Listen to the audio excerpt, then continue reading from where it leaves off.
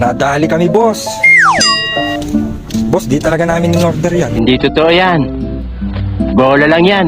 Kalaki pa naman, oh. Kaloko talaga nitong anak ko. Yan lang bang order niya? Ano na lang, boss, oh.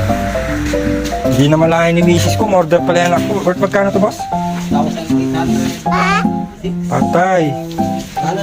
Oh, pero pwede cancel yan, boss, oh. Sige, boss. Thank you, ah. Oo, sige, boss. Kita-kits mamaya, no? Ibay mo talaga, anak.